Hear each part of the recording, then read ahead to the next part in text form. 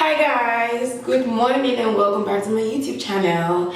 It has been a while since I uploaded a video because life has been so hectic, but we are here today. I feel like yapping, so we're gonna do a story time. I remember when I started doing YouTube, the first video that I did, when I did the question and answer and I asked you guys to ask me stuff, someone asked me, what was your worst heartbreak? And at the time, I didn't want to talk about it because obviously it was triggering. But now I feel like I'm in a better space. So I'm ready to talk about it. So that's exactly what we're going to do. I will tell you the story of my worst heartbreak while I do my morning skincare routine. Okay? Alright.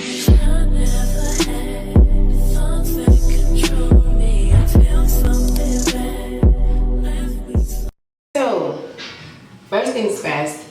I'm going to rinse my face and then wash my face with my cleanser. This is my tea tree cleanser. I like it a lot. So yeah. Let me tell you.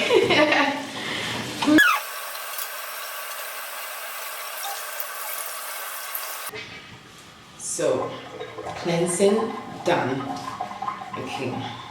Now let me tell you about the worst man I ever met.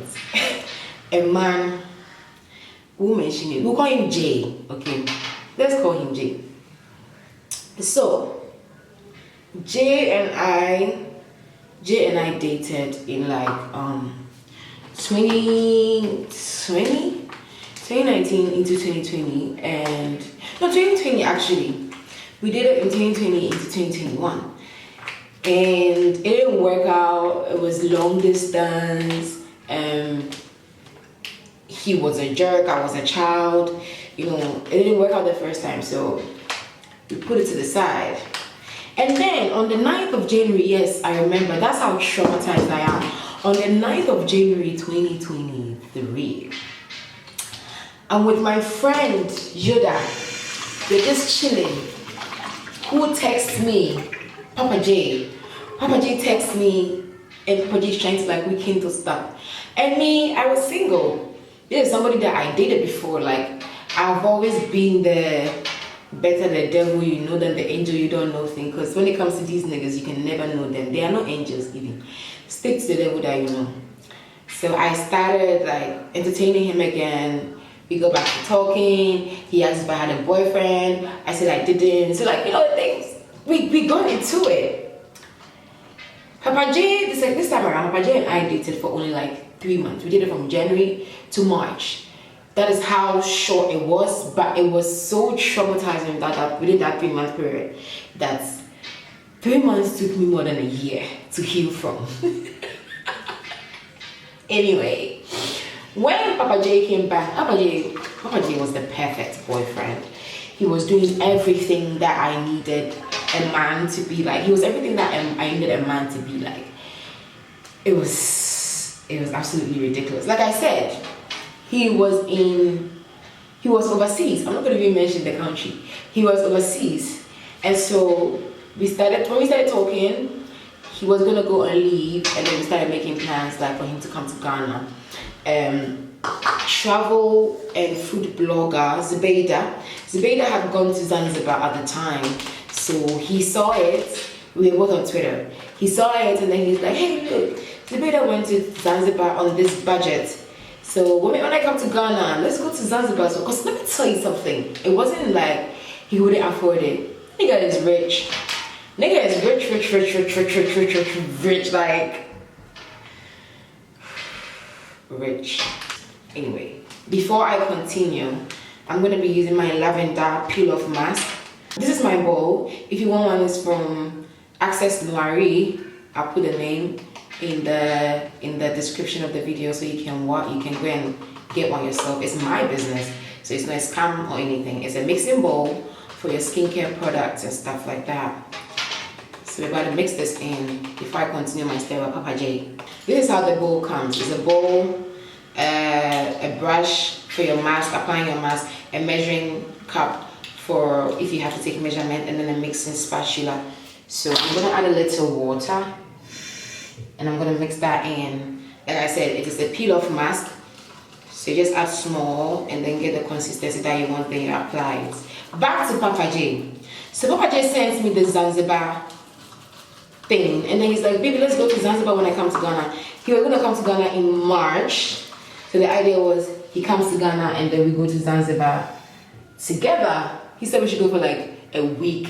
He was gonna be in Ghana for like 3 weeks. So let's go to Zanzibar for a week, and then you spend the remaining 2 days in Ghana taking care of his business and other stuff. Like, it made sense, do you understand? So we started making plans for Zanzibar. I would send this nigga clothes that I want, and then he'll pay for them. Whatever I need. Like, my relationship with Papa J, I feel like his money blinded me to... It didn't blind me, because I knew what I was doing. Anyway, so I started prepping for Zanzibar, and he started prepping for coming to Ghana as well. At the time, I hadn't even become like a lash tech yet, because I was so skeptical about, hey, will I be able to do it? I wasn't perfect, you know, and all that stuff. So I remember, let me tell you, like, I'm telling you the kind of person Papa J was, so that when I tell you what happened, you understand why I got traumatized. So, oh damn, who is that? And now, Sunday, 10:57, I'll be some miska. Hey, what the fuck? Anyway, so at the time, like I was saying, I was very skeptical about like starting my lash stuff, because I was very insecure about my skill, how good I was and everything. And like, we had a conversation one time, you know, like when you're going through something, you're feeling some way, you talk to your boyfriend about it, like you just mention it in conversation, you want reassurance, you want some emotional support, that type of thing. I told him, I think this consistency is fine. I told him, and then the next thing that he did was to send me money for everything that I need to start this business, so that I don't have any excuse to not start. Yes, you can't do that if you don't have money, but there are people who have money who won't do that anyway. So like that was a very I see you moment for me. Do you understand? And hey, God, I beg. Okay, before I continue, so you see how the mask is. It's a peel off mask, so now I have to apply it evenly, thoroughly. If you want the mask, if you want the bowl, everything is for my business on Instagram, Access Nori, so just go and get yourself one. Anyway, let's continue with Papa J. So like, oh, Papa J was the perfect man. Me. I like outside. Anybody who knows me will tell you that I love outside. Any chance to be with my girls, I'll take it. But because of how good my relationship with Papa J was, I stopped going out. Because like there's happiness at home, there's love at home. Go ahead and walk on thing. People now will feel that when you can. Oh, God, you didn't power. And it's a long distance relationship. Any chance I got, I wanted to talk to my baby. We used to stay on FaceTime for like 14 good hours.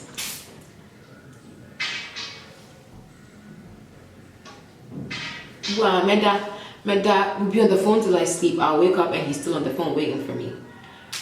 I know I look like a very top girl, but like I'm actually very emotional as well. So as much as I like money without all this emotional bit doesn't really move me. So with Papa J, it wasn't like it was his money, it was him. I liked him. I loved him. Oh, I loved that man. I loved him so bad, Jesus. I loved him so bad. Anyway, so Papa J was supposed to come to Ghana in March, and we had started prepping for it. He was supposed to come to Ghana in March, and then we go to Zanzibar. And that year too, my dad was going to come to Ghana in February and stay till March ending and leave. And I mentioned it to Papa J one time, and then he goes, I'd love to meet your dad. Like, my dad and I had a problem, a very big issue that nobody can solve apart from me and my father. But then I told him about it, and that hurt me because I don't talk to my I don't talk to men about my family. I don't often talk to men about my family. I don't at all talk to men about my family because men will use some shit against you. Men will use the information you give them against you. So I don't talk to men about my family. But I talked to him about mine and my issue with my dad. And then he jumped into like protective mode to kind of be like, I want to see your dad. I want to meet your dad. And honestly, he had the solution to me and my dad, our problem. So he was like, I want to meet your dad when I come to Ghana. Don't tell him yet, but like I want you to keep that in mind. And when I come to Ghana, I want to meet your dad. And blah, blah, blah, blah, blah, and blah, blah, blah. God, I was so happy. Like, damn, I met a nigga who cares about me enough to want to resolve an issue with my dad. Oh, Cinco de Mayo, my. Cinco de Mayo, oh my. Was I wrong? Anyway. So, you're going to wait for this to dry, so I'm going to keep talking. So, like, obviously, if I had my journal, I would have read a couple of, like, scripts to you guys. I was so in love with Papa J because he protected me, he looked out for me, he solved my problems when I had them, which is something that I really, really, like, look at in a man. I am a firstborn daughter. I wouldn't say I've been raising my siblings or, you know, the regular firstborn daughter stereotype, but I grew up as the first child in the family, the first grandchild too. So there were certain pressures on me that's like, when I meet a man, you gotta be the opposite of everything that I was growing up. So he was looking out for me, he was providing for me without me having to ask. Let me tell you something. I mentioned to this man one time, I love shopping. Like, I think I've said this before, I love shopping. I mentioned this to this man one time, and from that time forward, he made sure that every 2 weeks, I was going shopping at Melcom, because like, they do 2 weeks promo.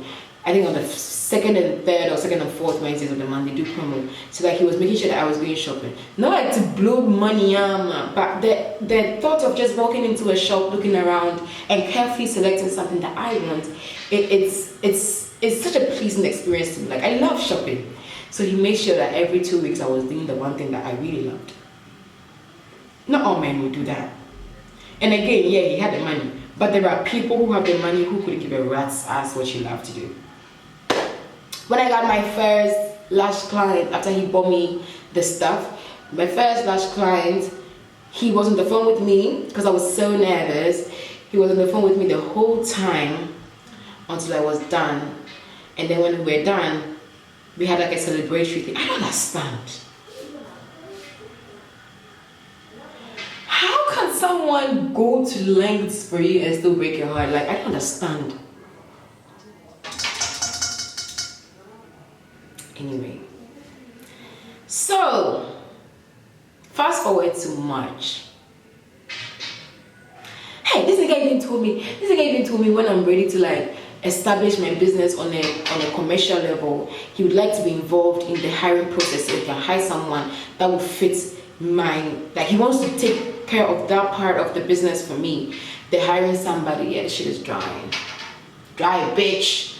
They're hiring somebody part. He wanted to be involved in it and that.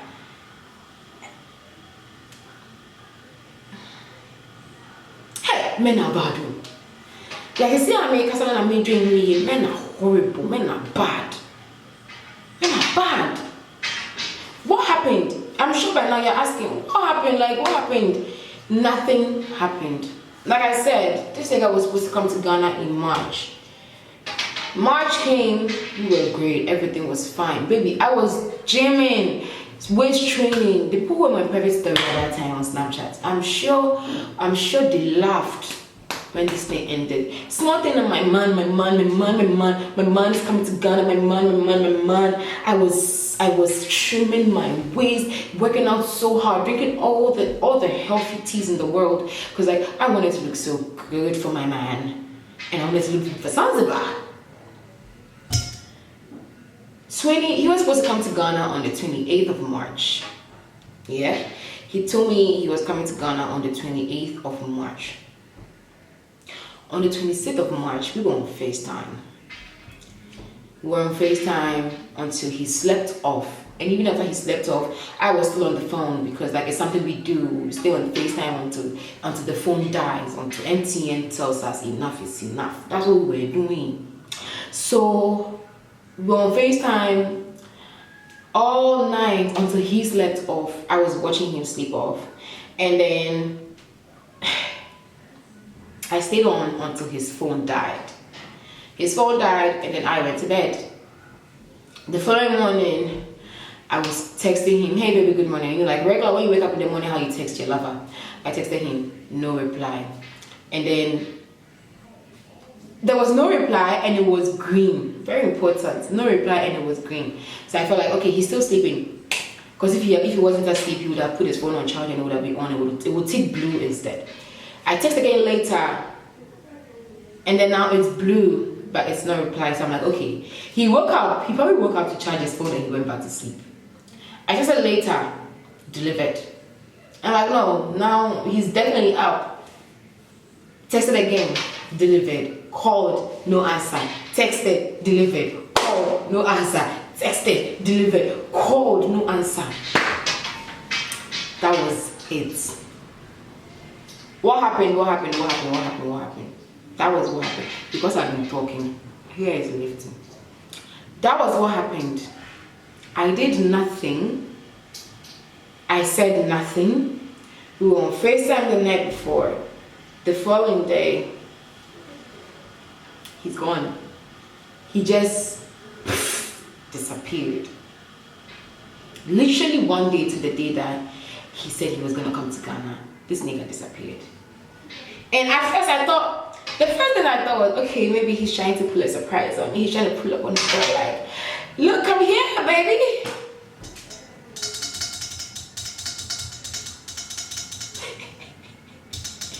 That nigga was gone.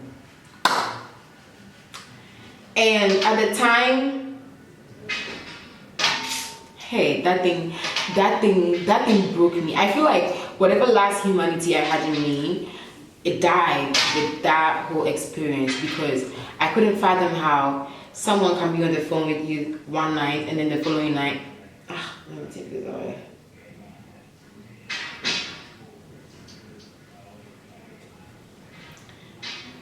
I couldn't fathom how someone can be on the phone with you one night and then the following day they just disappear like that. No explanation, nothing, they just disappear. So like I was actually very hurt. I almost lost my fucking mind. He just disappeared. No reason, no excuse. Like even if you're with someone and then they fuck up and you want to like stop talking to them, I feel like all you can do is just say, I don't want to talk to you anymore. First of all, it's long distance. I can't drive to your house to come and question you. Secondly, it's just what's fair, you understand?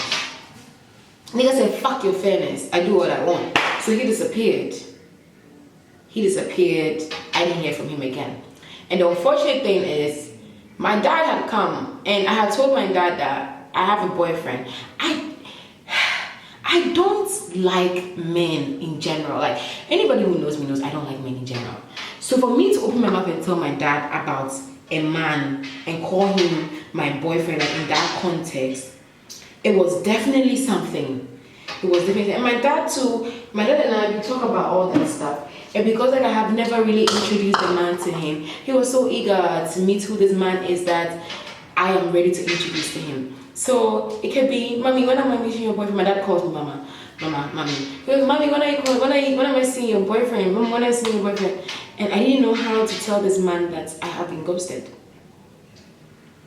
Like, how do you tell your dad that I've been ghosted? What the hell? Like, I didn't even understand it myself. How was I supposed to explain it to my dad to provide? She understand.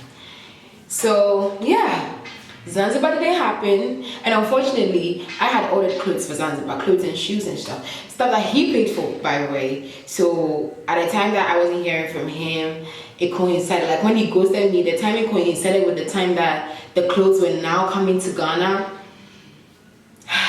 It was a very tough period of my life. I think that was like my first and only heartbreak. and I think it's going to stay like that. I've been off of men since that whole time. Like, of me already now, I'm in Pem. I don't want to have anything to do with these niggas unless like it's serving me. So now that this whole thing happened, I don't want to be around. I don't want to get involved with niggas at all because I am too emotional for this kind of behavior. Nigga disappeared.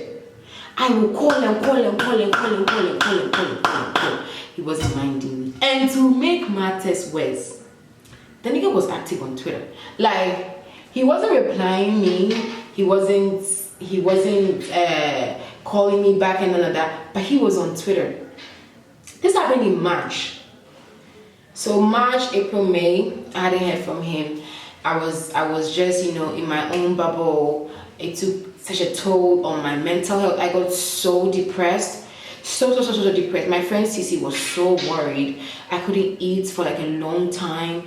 I couldn't even work because they don't tell you this, but heartbreaks can actually kill you.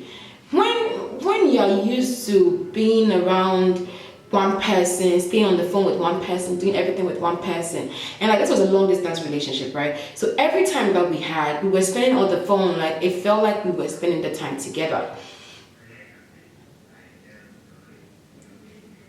That thing almost killed me. Hey, it almost it's funny now, but it wasn't funny then. It almost killed me. That thing almost killed me.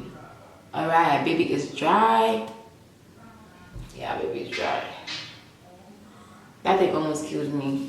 But anyway, let me peel this off and let me come back. Okay, mask is off. I'm feeling great actually. I'm going to exfoliate my face next. I'm going to scrub. Leave this on for a bit and then scrub. But yeah. What was I even saying? That nigga ghosted. Like I said, he disappeared without a word, without saying anything. And I know I didn't do anything. Do you know why? He came back. When I had taken my time to heal to a certain point, he came back and his excuse was that his mom was sick and so he was very depressed about it and he was going through something, blah blah blah blah. I know that was a fucking lie. I didn't say anything. This nigga said he wanted to meet me again. So I said, okay, sure. He said his mom died, so he actually came to Ghana. He said his mom died, so he came to Ghana for funeral. And I'm saying he said because I don't believe that boy's mom died. I don't believe that his mom died. Because Obi not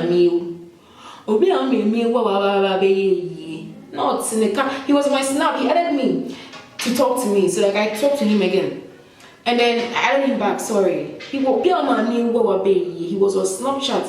And I in the car, bit in the front seat. I don't know if that was his brother who bit in the front seat. No, abna terminator with a bottle of Jägermeister in his hand. I'll never forget. I don't know, but if my mom died, well,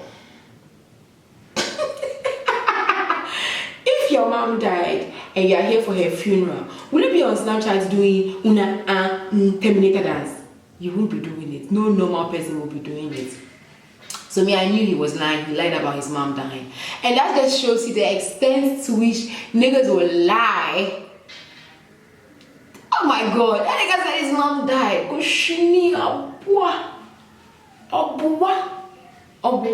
But if I wish that on his mom, if I say that if his mom is not dead and he says his mom, I'll be a bad person. I'll be a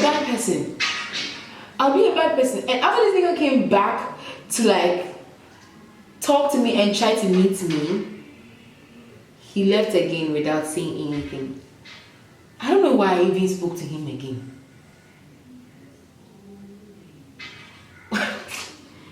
Charlie. Yeah. So that's the story of my worst heartbreak. First of all, it was done by someone who was miles and miles away. It was a long distance relationship, but it still managed to hurt so bad, because first of all, this is somebody that I had dated before. So, and yeah, I said, man, I shouldn't have gone back, but it felt like, I felt like we both grown up. We're in different parts of our lives now. Like, you're more matured, I'm more matured. Like, we can make this shit work. I never told him this actually, but he's the one guy that I actually thought I'll reconsider having kids for. Like, I don't want kids. Anyone who knows me knows I do not want kids. I don't want kids at all. Like, I would rather all my friends and my sisters have all the babies in the world, and then I will support them with stuff whenever I can, like be there whenever they need me. But personally, I don't want my own children. I don't want kids. But he's the one guy that I actually thought, oh, if he comes to Ghana and I get pregnant, I'll actually keep it, because he was a good guy to me. He was a good man to me. Hey, nah. That nigga hit me. He hit me so bad. Maybe.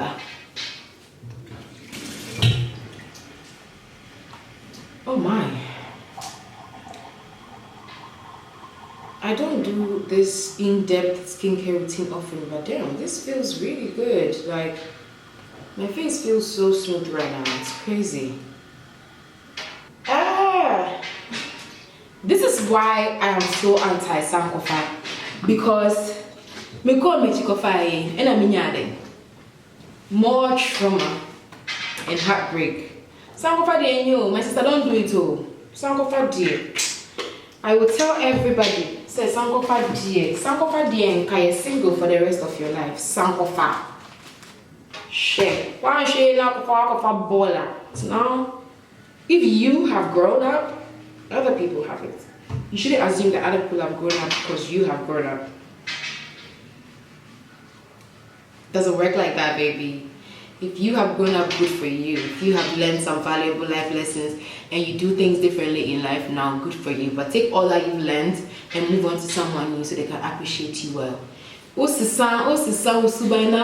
back to ex cry. Oh, and Jane say what a sample. But when they say oh for me, but when they say yeah, just putting up something, because you'd be like, oh, but yeah, I know you, I know you. Someone can say I don't know what you're doing. If you've grown up, if you've learned any life lessons, if you're a better person, take it to a better person too, and then combine the powers. Don't go back. Sankofa die. Sankofa die. Sankofa die. I will never advise anyone to kill Sankofa. Never. That guy was wicked. He broke me in ways that he knew what he was doing. He knew how it was going to affect me. I have never let any guy come close to me emotionally like that, like before, ever. I've never let any guy come close to me emotionally like that. So the fact that I carefully chose who to be like that, and I still chose trash, that shit broke my heart. I'm not gonna lie. That shit broke my heart. But anyway, how's the skin looking though? Like, it's giving, isn't it? I feel like it's looking better. I feel like it's better actually. My skin is looking great. What's the next thing? Oh, this was a toner, by the way. This was a toner. Obviously, I like tea tree products. They're very good. They're good for me. Next, we're gonna use my serum with hyaluronic acid. Whew.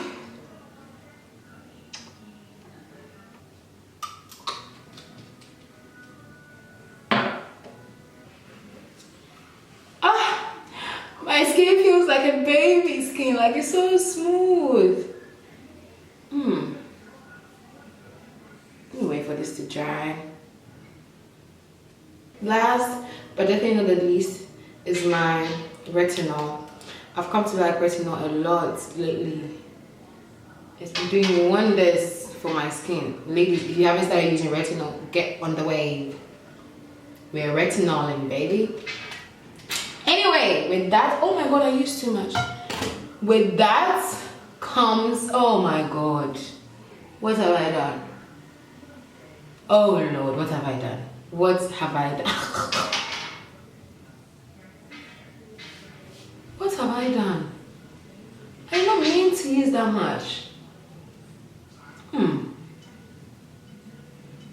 My